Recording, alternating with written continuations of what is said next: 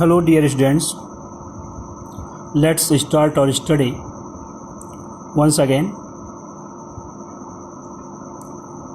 आज मैं आप लोगों को आपके कोर्स की ये जो थर्ड पोएम है ऑन हिज ब्लाइंडनेस।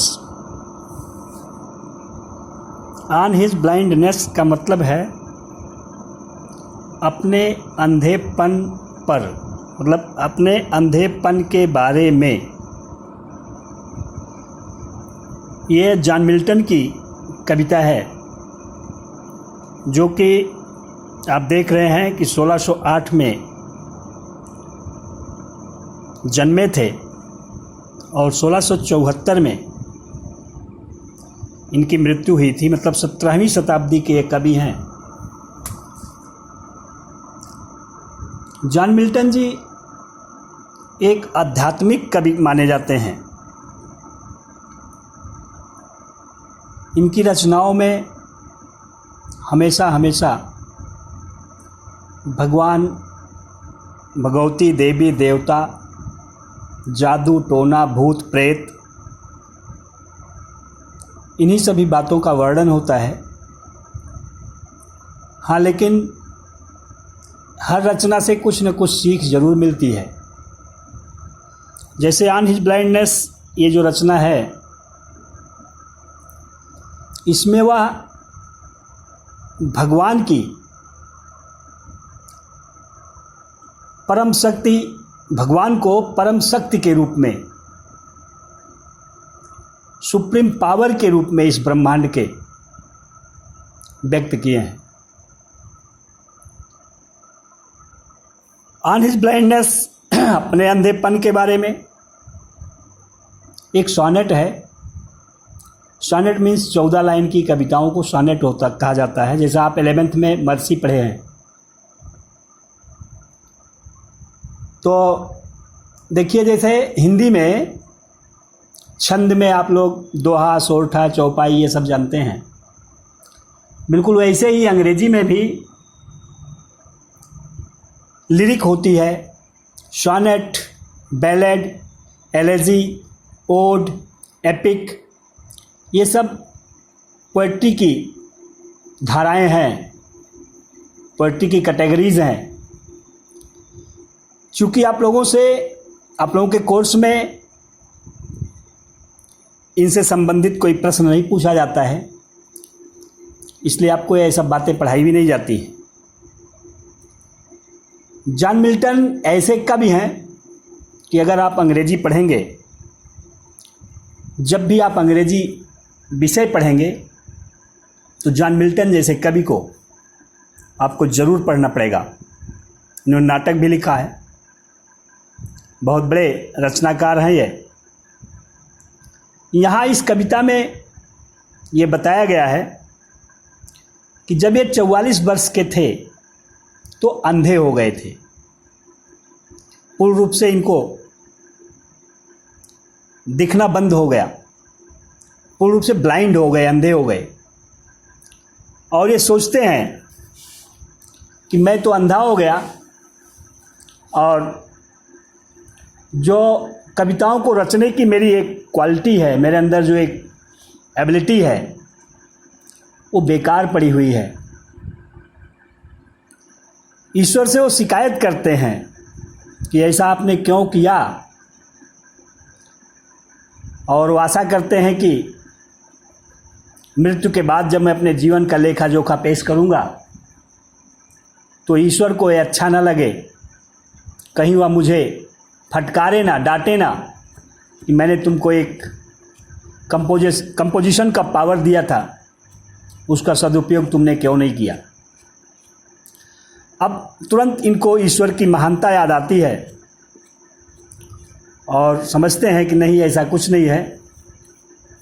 ईश्वर सर्वशक्तिमान है, उनको किसी व्यक्ति के काम की कोई आवश्यकता नहीं है।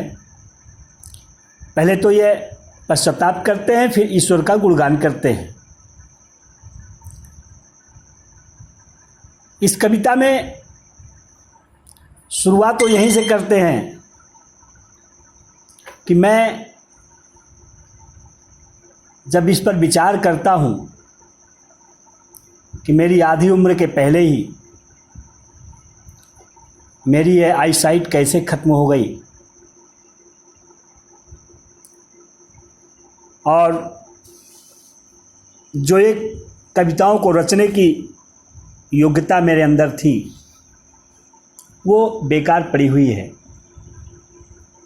देखिए, कहते हैं व्हेन आई कंसिडर, जब मैं विचार करता हूँ, जब मैं सोचता हूँ, कंसिडर मीन्स थिंक, हाउ, किस तरह से, माई light is spend, my light मेरे आँखों की रोशनी, माई आई साइट इज स्पेंड खर्च हो गई है, मतलब बेकार हो गई है, खत्म हो गई है। कह रहे हैं when I consider how my light is spend ere half my days, ere means before, पहले ही, half my days, half means आधे, माई डेज मेरे दिनों के, मेरे आधे दिनों के पहले ही, मेरे आधे दिनों का मतलब जो इस संसार में रहने का इनको जो वक्त मिला था, जीवन पूरा, आधे जीवन से पहले, यहाँ आधे दिनों का मतलब आधे जीवन से पहले, 44 वर्ष की उम्र में अंधे हो गए थे। इसलिए वो कहते हैं कि when I consider how my light is spend और half my days in this dark world and wide, इस विशालकाय, वाइड मीन्स विशालकाय, विस्तृत, डार्क मीन्स अंधकारमय। अब जिसके आँख ना हो तो चाहे दिन हो चाहे रात हो, हमेशा अंधेरा ही रहता है उसके लिए। इसलिए वो इस संसार को विस्तृत और अंधकारमय संसार कह रहे हैं। दो लाइन का अर्थ एक में मिलाएंगे तो आपको कहना पड़ेगा, जब मैं इस चीज़ पर चिंतन करता हूँ, जब मैं इस चीज़ पर विचार करता हूँ कि इस विस्तृत अंधकारमय संसार में मेरे आधे जीवन से पहले ही मेरे आँखों की ज्योति, मेरे आँखों की रोशनी कैसे समाप्त हो गई है।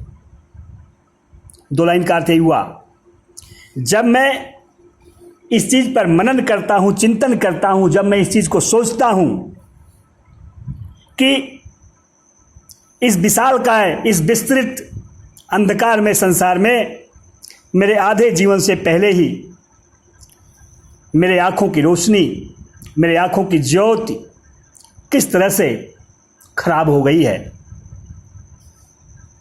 और क्या सोचते हैं, एंड दैट वन टैलेंट, और वह एक योग्यता, टैलेंट मीन्स गुण, योग्यता, एंड दैट वन टैलेंट, और वह एक योग्यता, which is death to hide, which is जो कि है, डेथ मतलब मृत्यु के समान, जो कि मृत्यु के समान है, टू हाइड छिपा के रखना, और वह एक योग्यता, कौन सी योग्यता, साहित्यिक रचनाओं की योग्यता, और वह एक योग्यता, और साहित्यिक रचनाओं की वह एक योग्यता, ईश्वर प्रदत्त साहित्यिक रचनाओं की वह एक योग्यता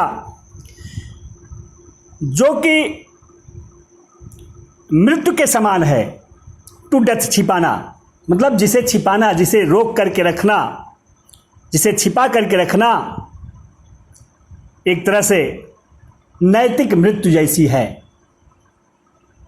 लाज्ड विद मी यूजलेस, वो मेरे साथ लाज्ड, रुकी हुई है, पड़ी हुई है, ठहरी हुई है, विद मी मेरे साथ, यूजलेस बेकार में। दो बातें उन्होंने सोचा, कह रहे जब मैं इस चीज़ पर विचार करता हूँ कि इस विस्तृत अंधकार में संसार में मेरे आधे जीवन से पहले ही मेरे आँखों की रोशनी, मेरे आँखों की ज्योत किस तरह से समाप्त हो गई है, और वह ईश्वर प्रदत्त, गॉड गिफ्टेड और गॉड गिफ्टेड वह साहित्यिक रचनाओं की जो योग्यता है, जिसे छिपा करके रखना, जिसे रोक करके रखना, मेरे लिए नैतिकता के हनन जैसा है, मेरे लिए बिल्कुल मृत्यु जैसा है। वह योग्यता मेरे साथ बिल्कुल बेकार पड़ी हुई है। अपने अंधेपन के कारण मैं कुछ कर नहीं पा रहा हूँ। गॉड गिफ्टेड जो एक टैलेंट है, साहित्यिक रचनाओं की जो क्षमता मुझ में है, अपने अंधेपन के कारण मैं कर नहीं पा रहा हूँ, उसका सदुपयोग नहीं कर पा रहा हूँ। दो माई सोल मोर वेंट, दो यद्यपि माई सोल मेरी आत्मा मोर वेंट अधिक झुकी हुई है, यद्यपि मेरी आत्मा अधिक झुकी हुई है, मीन्स यद्यपि मैं हार्दिक रूप से चाहता हूँ, मेरी अंतरात्मा एक कहती है to serve therewith, to serve सेवा करने के लिए, देयर विद उससे, उससे मतलब किससे, उस एक योग्यता से, साहित्यिक रचनाओं की योग्यता से, माई मेकर अपने बनाने वाले, अपने भगवान की। कहने यद्यपि मेरी आत्मा का झुकाव है, यद्यपि मेरी आत्मा का झुकाव अधिक इस तरह से है कि मैं अपनी इस योग्यता का उपयोग करके अपने ईश्वर की सेवा करूं। यद्यपि मैं ये चाहता हूं, मेरी ये इच्छा है, मेरी ये अभिलाषा है, मेरी ये कामना है, मेरी ये उत्सुकता है कि मैं साहित्यिक रचनाओं के उस योग्यता का उपयोग करके मैं अपने ईश्वर की सेवा करूं, ईश्वर का गुणगान करूं, ईश्वर की महानता को जन जन तक पहुंचाऊं अपनी रचनाओं के माध्यम से, and present my true account, और मैं अपने जीवन का सही लेखा जोखा ईश्वर के सामने प्रेजेंट करूं, पेश करूं। ये कह रहे हैं कि यद्यपि मेरी आत्मा ये अधिक चाहती है, यद्यपि मैं इस चीज के लिए बहुत ही उत्सुक हूं कि मैं कविताओं को रचने की जो एक योग्यता है, उसका उपयोग करके ईश्वर की सेवा करूं, ईश्वर का गुणगान करूं, ईश्वर की महानता को जन जन तक पहुंचाऊं, और अपने जीवन का सही लेखा जोखा, ट्रू अकाउंट, सही लेखा जोखा, और अपने जीवन का सही लेखा जोखा मैं ईश्वर के सामने प्रस्तुत करूं। किंतु अपने अंधेपन के कारण मैं ऐसा नहीं कर पा रहा हूं। अब कवि को एक भय सताती है, वो डरे हुए हैं कि कहीं ऐसा ना हो कि मैं ईश्वर प्रदत्त इस साहित्यिक रचनाओं की योग्यता का सदुपयोग नहीं कर पा रहा हूं, तो मृत्यु के बाद जब मैं अपने जीवन का सही लेखा जोखा ईश्वर के सामने पेश करूं, तो कहीं ऐसा ना हो कि वह मुझे फटकारें, मुझे डांटें कि अरे विल्टन, मैंने तुम्हें एक क्वालिटी दी थी, मैंने तुम्हें एक योग्यता दिया था, अब तुमने उसका सदुपयोग क्यों नहीं किया। देखिए कहते हैं लेस्ट ही रिटर्निंग चाइल्ड, लेस्ट कहीं ऐसा ना हो, ही रिटर्निंग चाइल्ड, लौटने पर मतलब मृत्यु के बाद इस संसार से लौटने पर, ही चाइल्ड, वह मुझे फटकारे, चाइल्ड मीन्स फटकारना, डांटना। आप एक पूरी बात कहिए, यद्यपि मैं चाहता हूं कि मैं ऐसा करूं, किंतु अपने अंधेपन के कारण मैं ऐसा नहीं कर पा रहा हूं। कहीं ऐसा ना हो कि मृत्यु के बाद जब मैं अपने जीवन का लेखा जोखा ईश्वर के सामने पेश करूं, तो वह मुझे फटकारे, मुझे डांटे, हे मिल्टन, मैंने तुमको साहित्यिक रचनाओं की एक योग्यता दिया था, तुमने उसका सदुपयोग क्यों नहीं किया? ये डर जॉन मिल्टन जी को परेशान कर रहा है। फिर देखिए, वो खुद अपने मन में एक प्रश्न पूछते हैं, खुद से वो एक प्रश्न पूछते हैं। कहते हैं, डथ गॉड एग्जैक्ट? क्या ईश्वर, डथ का मतलब डज, एग्जैक्ट का मतलब एक्सपेक्ट, होप, आशा करना, क्या ईश्वर आशा करते हैं डे लेबर, दिन भर कठिन परिश्रम करने की? क्या ईश्वर दिन भर कठिन परिश्रम करने की आशा करते हैं? लाइट डिनाइड, एक रोशनीहीन व्यक्ति से भी? क्या ईश्वर किसी ब्लाइंड व्यक्ति से भी, लाइट डिनाइड, जिसकी रोशनी इनकार कर दी हो, मतलब अंधे व्यक्ति से? प्रश्न पूछते हैं कि क्या ईश्वर किसी अंधे व्यक्ति से भी, किसी नेत्रहीन व्यक्ति से भी दिन भर कठिन परिश्रम करने की आशा करते हैं? आई फॉन्डली आस्क, मैं अनुराग पूर्वक पूछता हूं। आई फॉन्डली आस्क, मैं अनुराग पूर्वक ये बात पूछता हूं। लेखक कवि ये कहते हैं कि मेरे मन में एक आशंका है कि मैं ईश्वर के द्वारा दी गई योग्यता का सदुपयोग नहीं कर पा रहा हूं। मैं रचनाओं को करके ईश्वर का गुणगान, ईश्वर की प्रशंसा नहीं कर पा रहा हूं। कहीं ऐसा ना हो ईश्वर मुझे फटकारें। इनके मन में एक प्रश्न आता है, तो कह रहे हैं कि मैं अनुराग पूर्वक, फॉन्डली मतलब अनुराग पूर्वक, जिसमें प्रेम और आदर दोनों हो, उसी को अनुराग कहा जाता है। मैं अनुराग पूर्वक पूछता हूं कि क्या ईश्वर किसी नेत्रहीन व्यक्ति से भी, किसी अंधे व्यक्ति से भी दिन भर कठिन परिश्रम करने की आशा करते हैं? But patience to prevent that murmur soon replies, but patience, लेकिन धैर्य, बट पेशेंस लेकिन मेरा धैर्य, मीन्स कवि का धैर्य, जॉन मिल्टन जी का धैर्य, उनकी अंतरात्मा, टू प्रिवेंट दैट मर्मर, इस विचारधारा को रोकने के लिए, प्रिवेंट माने रोकना, सून रिप्लाइज तुरंत उत्तर देती है। लेकिन मेरा धैर्य, मेरी इस विचारधारा को कि ईश्वर मुझे दंडित करेंगे, मैं उनके द्वारा दिए गए योग्यता का सदुपयोग नहीं कर पा रहा हूं, ये सब जो इनके मन में था, ये बातें जो थी, इन सभी विचारधाराओं को रोकने के लिए, टू प्रिवेंट दैट मर्मर, इस विचारधारा को रोकने के लिए, पेशेंस सून रिप्लाइज, पेशेंस मतलब धैर्य,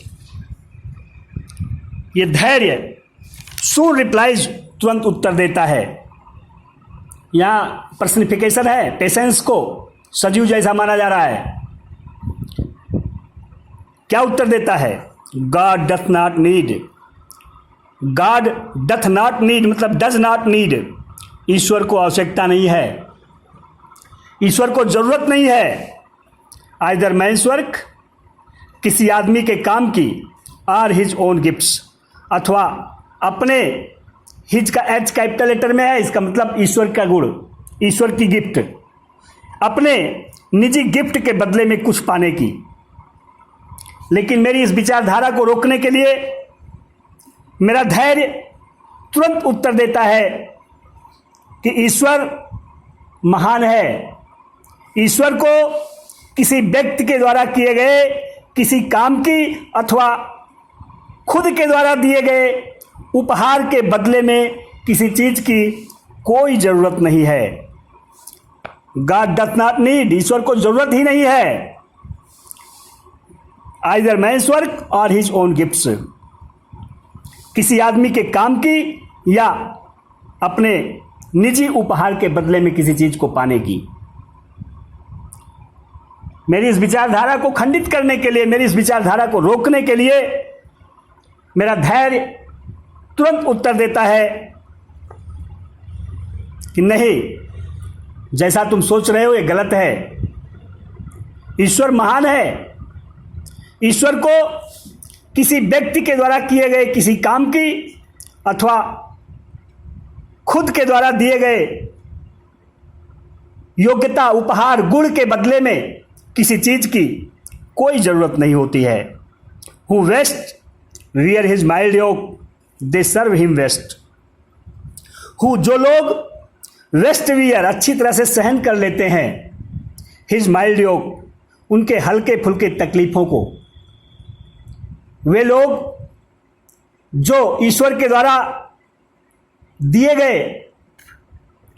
गई हल्की फुल्की परेशानियों को अच्छी तरह से सहन कर लेते हैं, दे सर्व हिम वेस्ट, वे ही उसकी सबसे अच्छी सेवा करते हैं।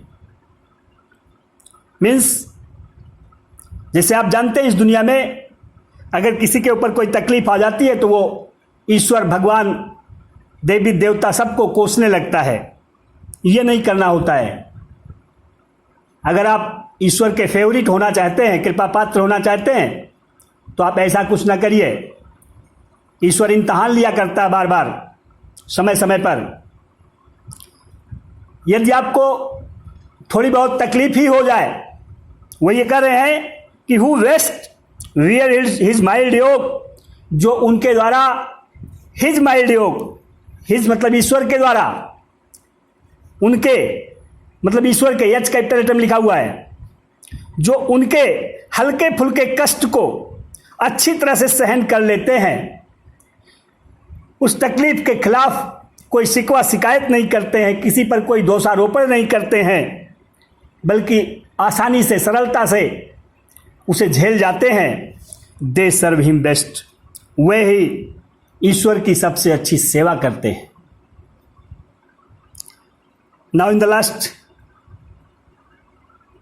यहां ईश्वर की महानता को दर्शाया जा रहा है। देखिए, कह रहे हैं his state is kingly. His state, उनका स्तर, उनकी पोजीशन, उनकी स्थिति, ईश्वर की स्थिति इज किंगली, राजा जैसी है। ईश्वर की स्थिति जो है वो राजाओं की तरह से है। Thousands at his bidding speed, thousands, हजारों, एट हिज बिडिंग, उनके आदेश पर, स्पीड, तेजी से, एंड पोस्ट, मतलब उनके आदेश को तेजी से निभाने के लिए, तत्परता से फॉलो करने के लिए हजारों, कौन, देवदूत। अभी इसकी उपमा देनी पड़ेगी। एंड पोस्ट, अब यही कह लीजिए, हिज स्टेट इज किंगली, उनका स्तर बिल्कुल राजा जैसे है। जिस तरह से किसी राजा के आदेश को लागू करने के लिए, पारित करने के लिए राजा के दरबार में सैकड़ों की संख्या में, हजारों की संख्या में दरबारी रहते हैं, बिल्कुल उसी तरह से ईश्वर के पास भी हजारों देवदूत उनके आदेशों को शीघ्रता से निभाने के लिए, उनके आदेशों का पालन करने के लिए पोस्ट ओवर लैंड, थल में भी तैनात रहते हैं, एंड ओशियन, और जल में भी तैनात रहते हैं, विदाउट रेस्ट, बिना किसी आराम के। हिज स्टेट इज किंगली, उनका स्तर बिल्कुल राजा जैसे है। जिस तरह से किसी राजा के कहने पर हजारों लोग, हजारों दरबारी, हजारों सिपाही खुद को मिटा देने के लिए तैयार होते हैं, किसी राजा के आदेश को लागू करने के लिए हमेशा तत्पर रहते हैं, बिल्कुल उसी तरह से ईश्वर का भी स्तर है। वो तो राजाओं के भी राजा हैं, वह स्वामियों के भी स्वामी हैं। हजारों देवदूत हर पल हर जगह, जल थल नभ, हर जगह उनके आदेशों को पारित करने के लिए तत्परता से बिल्कुल तैनात रहते हैं। दे ऑल्सो सर्व, वे लोग भी ईश्वर की सेवा ही करते हैं। Who only stand and wait, जो केवल स्थिर रहते हैं, संतुष्ट रहते हैं, एंड वेट, और ईश्वर के द्वारा प्रदान किए गए किसी भी तरह के सुख दुख की प्रतीक्षा कर सकते हैं, इंतजार कर सकते हैं। हिज स्टेट इज किंगली, ये इंपॉर्टेंट है लास्ट लाइन तीनों। His state is kingly, thousands at his breeding speed and post over land and ocean without rest. They also serve who only stand and wait. ईश्वर का स्तर बिल्कुल राजा जैसे है। जिस तरह से किसी राजा के आदेश को निभाने के लिए सैकड़ों की संख्या में दरबारी सिपाही हर जगह तैनात रहते हैं, बिल्कुल उसी तरह से ईश्वर महान है। ईश्वर की महानता को दर्शाते हुए कवि कहते हैं कि ईश्वर तो राजाओं का भी राजा है, स्वामियों का भी स्वामी है। हजारों देवदूत उनके आदेशों का तत्परता से पालन करने के लिए थल जल नभ हर जगह बिना रुके हुए, बिना आराम किए हुए तैनात रहते हैं, उनके आदेशों का इंतजार करते रहते हैं। They also serve who only stand and wait, वे भी ईश्वर की सेवा ही करते हैं, वे भी ईश्वर के अच्छे उपासक कहलाते हैं, जो केवल शांतचित्त संतुष्ट रहते हैं और ईश्वर के द्वारा प्रदान किए गए परिणाम की प्रतीक्षा करने में समर्थ होते हैं। इस तरह से ये देखें आप कि जॉन मिल्टन जी पहले तो ईश्वर के प्रति संदेहात्मक रवैया अपनाए, लेकिन अंत में वो कहे कि ईश्वर महान है, ईश्वर सर्वशक्तिमान है, ईश्वर सर्वव्यापी है। उनके हजारों देवदूत हर जगह तैनात हैं, इसका मतलब सर्वव्यापी हैं। जो कुछ भी वो करना चाहते हैं वो कर लेते हैं, इसका मतलब वो सर्वशक्तिमान है। नाउ इन इंग्लिश,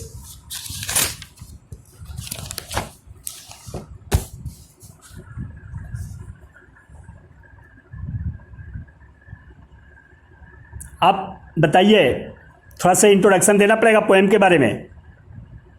आप कहिए, on his blindness is a personal sonnet of famous metaphysical poet John Milton. The poem reflects the firm faith of Milton in God. The poem reflects the firm faith of Milton in God. The poet had become blind at his early age of 44. Therefore, he makes complaint that this broad world appeared him full of darkness. Therefore, he made a complaint that this broad world appeared him full of darkness. Being blind, he could not utilize the talent of composition. Being blind, he could not utilize the talent of composition given by God himself. He thought that no use of poetic gift given by God was as his moral death. He thought that no use of poetic gift given by God was as his moral death. His quality of composition stayed with him. His quality of composition stayed with him useless, as he could do nothing with it on account of his blindness. The poet was anxious to use his power of composition. The poet was anxious to use his power of composition in the service of God. In the service of God. He was eager to appreciate God by his talent. He wanted to tell the people about greatness and novelty of God through his composition and present his real reckoning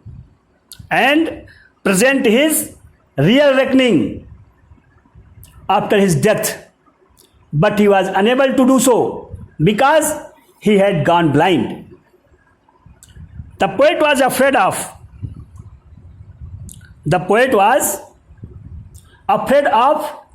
being scolded after his death for not to use his talent of composition well. The poet was puzzled. John Milton was puzzled, and he thought that God was unjust to him. God was unjust to him. Now he himself asked a question lovingly about the requirement of God. If God expect any service from blind man also, now his own soul removes all his troubles. Now his own soul removes all his sufferings, all his doubts, by giving him information about the greatness of God. Further, the poet thinks that his own ideas were wrong, as God is great. He is almighty in the universe. Now the poet feels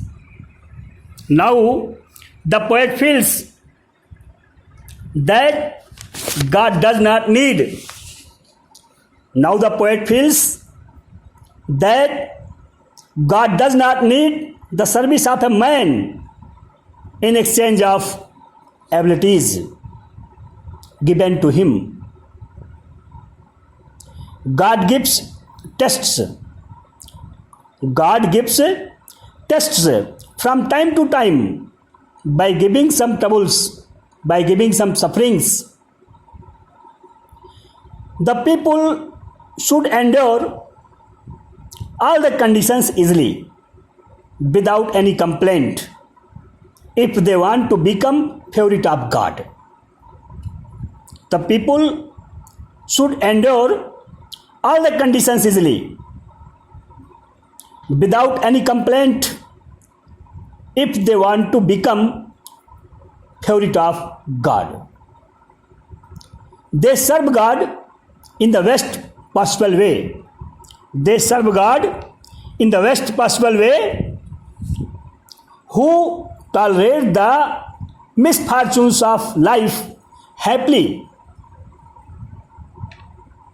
Now the poet expresses his firm faith in God.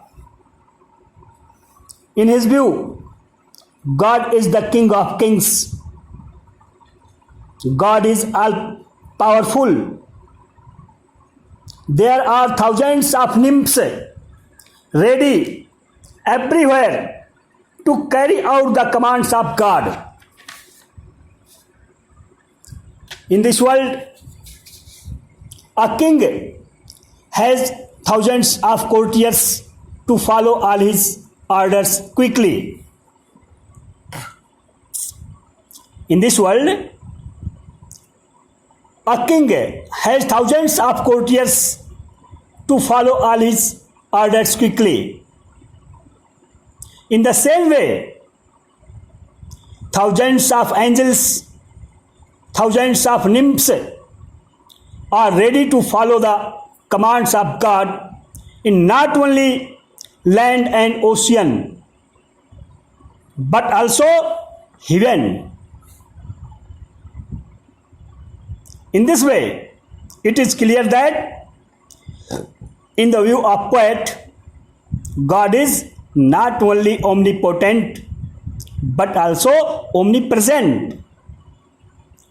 In the last sentence of the poem, the poet says that only service that man can offer to God is to wait dutifully at the feet of God. Means satisfaction is the virtue of man. Satisfaction is the virtue of a man that makes God happy. Therefore, everyone must have patience and everybody should satisfy himself with his lots. Thanks.